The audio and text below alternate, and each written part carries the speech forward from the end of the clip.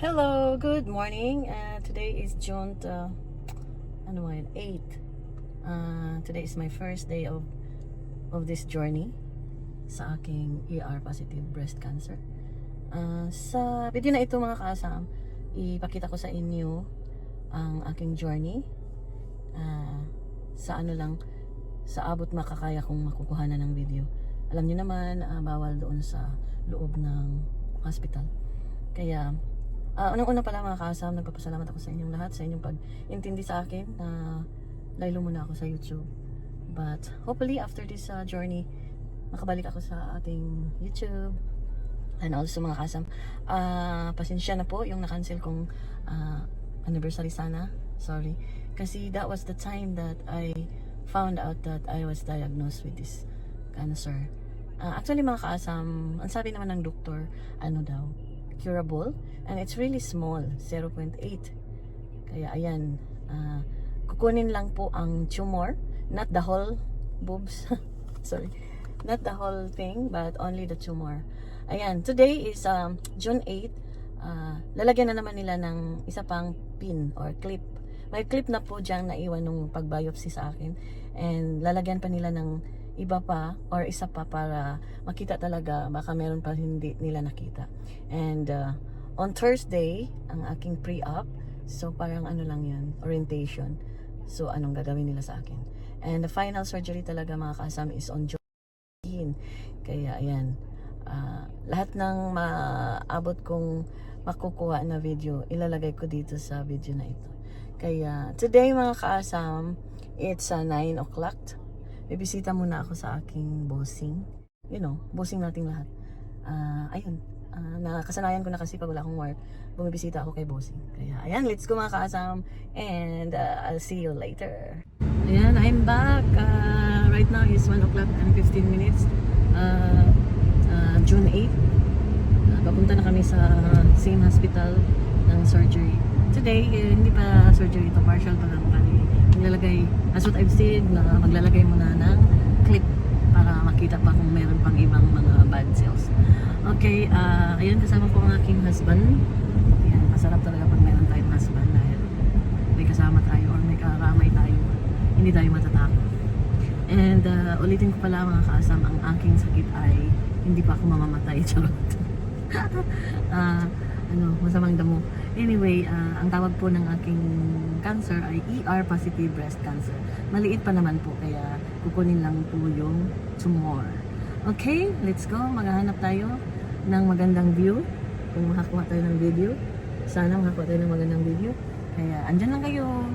Update ko kayo maya-maya. Okay? Nandito na kami sa hospital. Malaki pong hospital na ito. Napakalaki. Maghanap tayo ng magandang view. Ito na yun. Ito na. Napasok na tayo.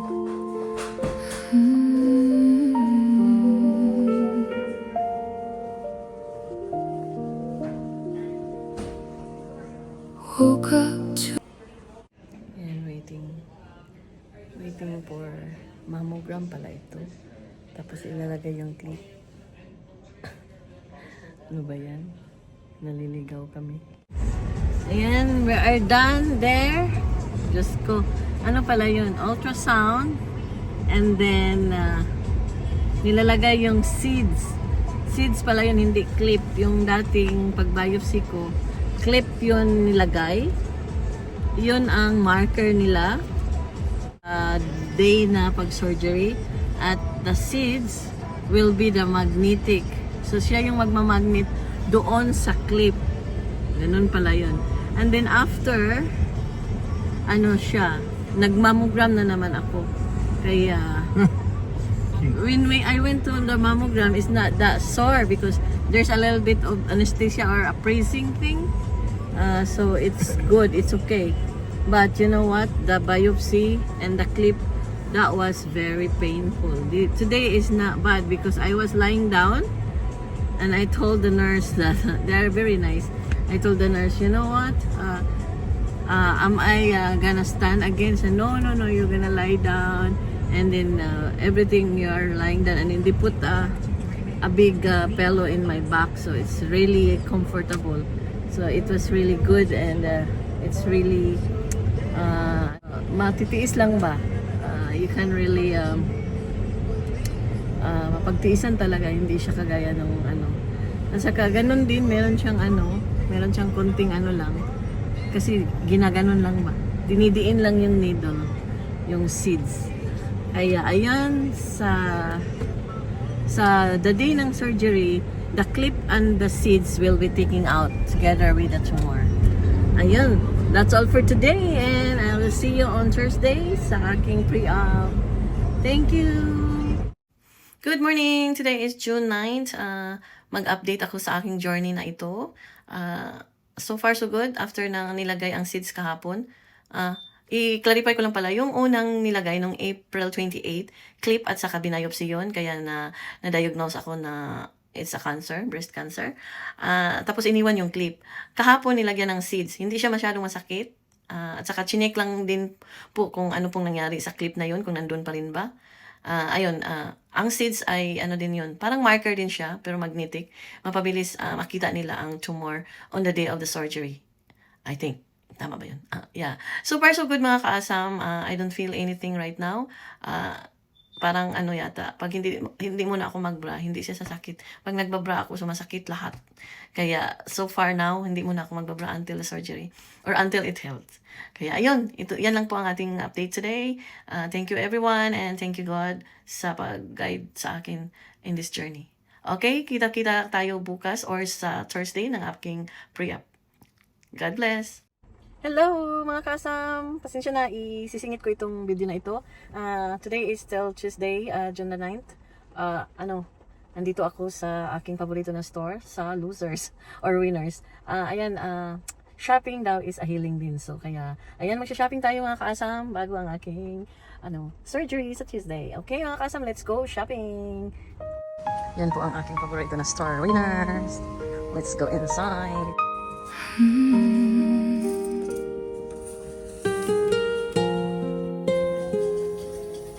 Sa gitna ng bagyo,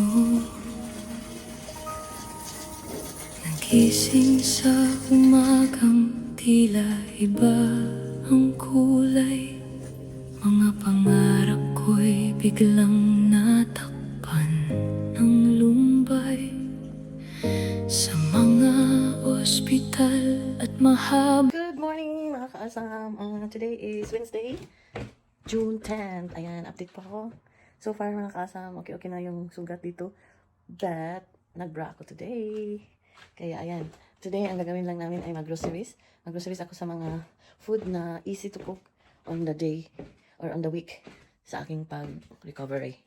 Sa aking pag-recover sa after the surgery. Okay mga kasam, hintayin ko ang aking brother. Siya po ang aking driver today. Thank you. Ayan, mag-groceries kami sa Seafood City with my brother and my sister-in-law. My God. Anak ko brother, my God. Akala ko wala na yung YouTube. Nandyan pa pala. Ayan. Compilation yan sa aking sa journey na ako sa akin. ER positive. O, diba? Before mag-surgery, mag-groceries. Tandahan lang doy.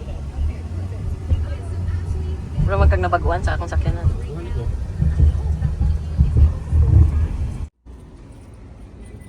Nandito na kami. May Jollibee pa. Let's go! Wala, may tao eh. Morning Pilipino sa Toronto.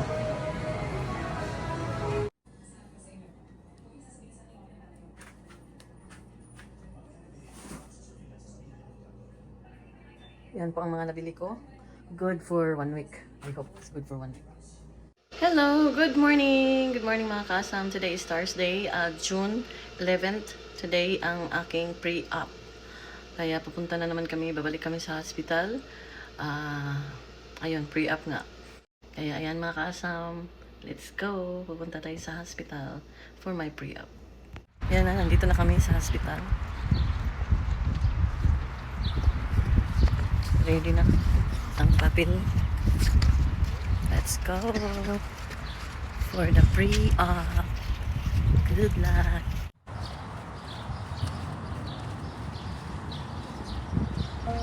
Dito na naman kami Dito na naman.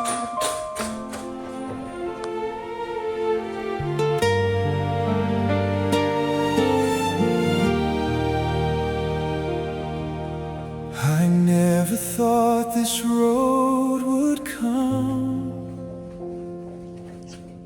a battle I would have to face. Fear was knocking at my door. Ayan, tapos na kami mga kaasam. Ang bilis lang. Kinuhanan ako ng blood pressure, height, saka timbang, tapos blood works. Ito yung blood works. Tapos nakausap ko yung anesthetist, yung magbibigay ng anesthesia sa akin. Ang sabi, inanak down niya daw ako. Tapos lalagyan daw ng tube dito sa dito. Pero tulog na ako niyan. Depende sa patient, depende sa akin kung gaano ako tatablan ng asawa ko. Tatablan ng anesthesia. Tapos ayun nga, lalagyan ng tube. Tapos parang lalagyan ako ng ano dito, parang yung sa parang boxing. Ano ba yun? Basta para siyang denture na ano. At saka ano, ayun na nga, patulugin ako. Tapos lalagyan ng tube. And then, depende sa akin kung gaano ako tatablan ng anesthesia. Ayan, 30 minutes lang daw pala ang pagkuha. Tapos doon ako matatagalan sa preparation sa anesthesia at saka ano, ihanda yung body ko. Tapos 24 hours paalisin ako, or before that kung hindi ako na mahihilo, paalisin na ako with my guardian. With my guardian. Ayan, sa ano ko, kasama ko or si hubby. Kaya ayan, medyo may kaba ng konti. At saka ano pala mga kasam, hindi dito na hospital. Doon pala sa pinaka-main ng hospital pala ang surgery. Kaya ano, doon lang pala ang mga ano, yung mga testing, yung mga paglagay ng mga kailangang ilalagay sa body before the surgery. Kaya ayan po ang ating video for today. It's June 11, Wednesday. Thursday pala. Kaya ayan. What day is today? Thursday, oh my God. Para kasi akong naliligaw. Alam nyo yun? Yung hindi pa talaga nag-sink in sa akin na ganito pa lang nangyari sa akin. Kaya pasensya na po. Kaya ayan, this is all for today, and I will update you sa Saturday. Hello, good morning or good afternoon. It's 12 o'clock in the afternoon here. Today is Saturday. It's June 13th. Today mga kaasam, ang gagawin ko po ay magpapagupit. Ipa-short ko na ang aking hair. Ready for my surgery mga kasam. Okay, it's almost there. Let's go mga kasam. Gugupitin natin ang ating lumang hair.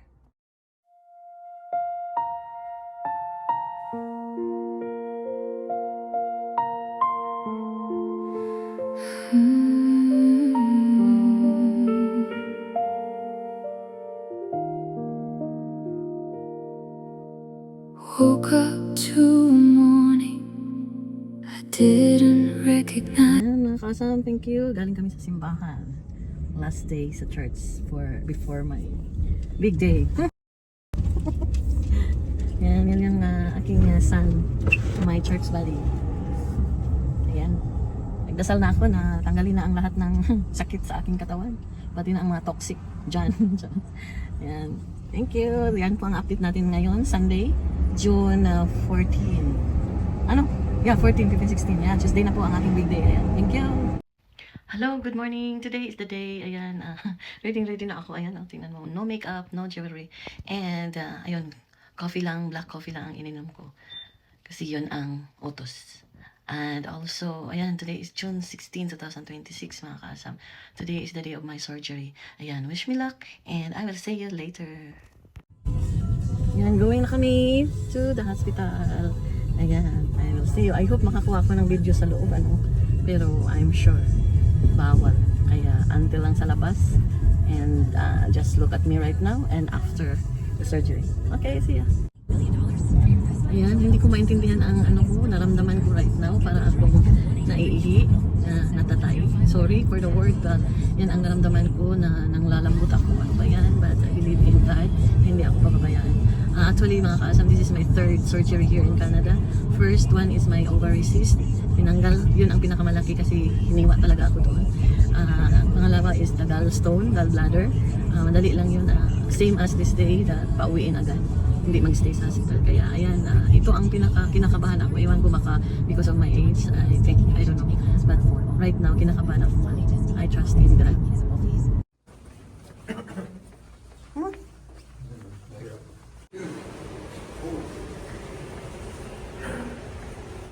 Ay, sa laki ng naliligaw kami, na late na ako.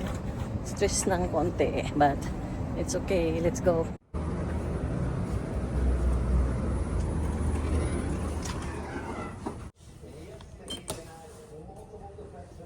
Ah.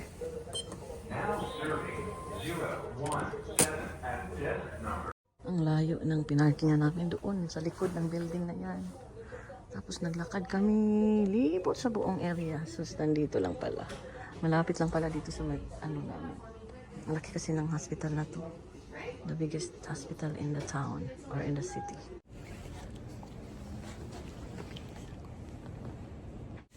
Ayan, andito na ako. Tanggal na lahat. Pinakalas kong tinanggal ang aking panty. Hindi ko pala alam. Tanggalin pala ang panty. Kaya until here lang talaga ang pwede. Pag ipasok na ako sa surgery, wala nang phone. Kaya see you in after my surgery. Yan, may IV na ako. I'm ready to go. Wala pang kain ng aking husband. See you after. Okay, you're welcome. We'll see you then.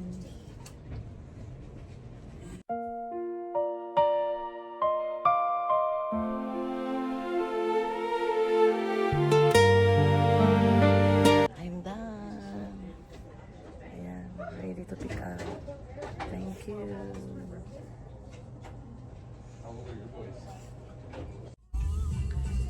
Ayan, after 3 hours, uwi na kami. Time now is 11:51. 3 hours ba yun? Kaya, ayan, so far naman, the pain is tolerable because they give me Tylenol before I leave. Ayan, medyo drowsy pa. Nahihilo pa, kaya naka-wheelchair ako kanina. Hindi ko nakuhanan kasi bawal talaga. Kaya ayan, tapos na, natanggal na si Tomorrow. Si Tomorrow. Ayan, update ko kayo sa susunod pa na pagdating sa bahay, meron akong ikikwento sa inyo. Okay, thank you.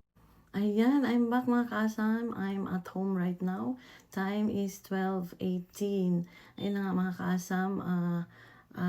Ito lang talaga ang nakuha ko na video dahil bawal naman talaga doon sa operating room ang cellphone. Kahit nga doon sa sa recovery, we cannot take pictures.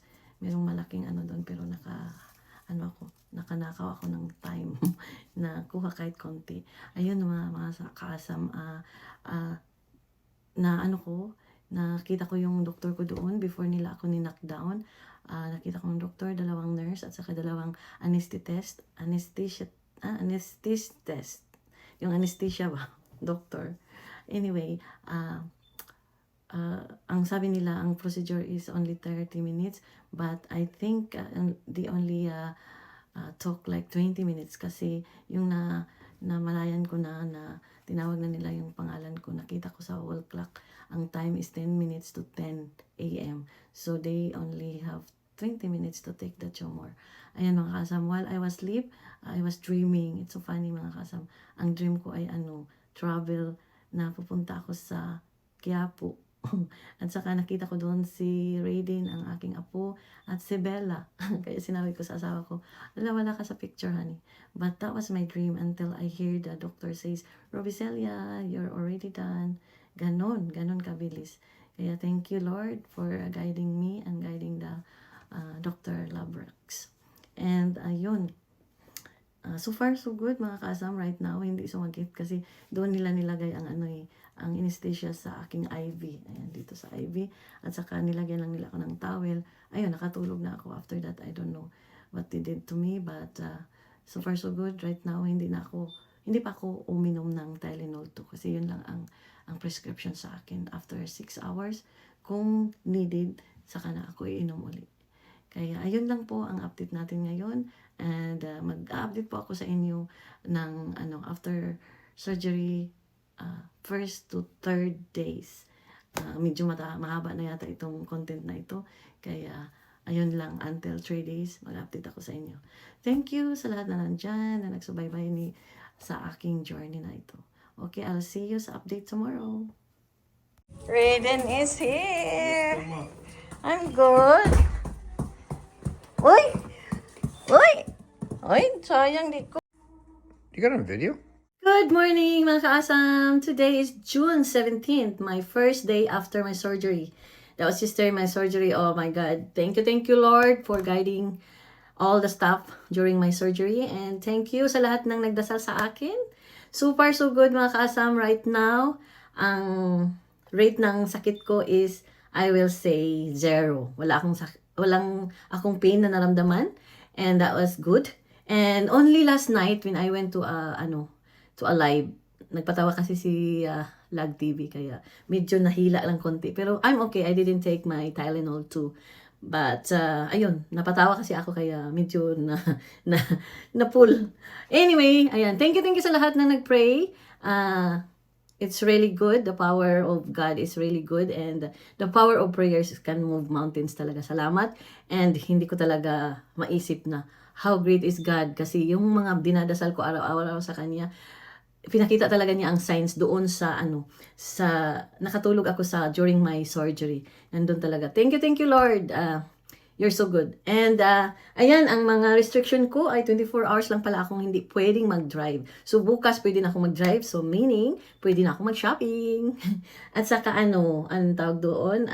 Dapat sa pag-uwi ko may kasama. Ayan, kasama ko palagi si hubby. And then, hindi iinom. Ayan, hindi naman ako umiinom ng wine, beer, alcohol, or cannabis. I will not use that anyway. And then, and also, I can take my medication regularly after last night.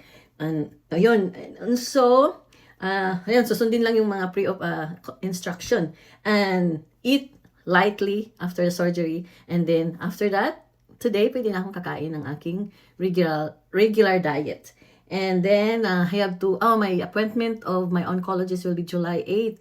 So, hindi pa ako tapos, mga kaasam. I am praying na after the surgery, everything will be good and wala na sanang iba pang appointment or treatment. Anyway, and then, yun lang, Tylenol 2 lang ang prescription if needed. And then also, yung band-aids, pwede nang makukuha after 48 hours. Nandyan pa rin ang band-aids right now.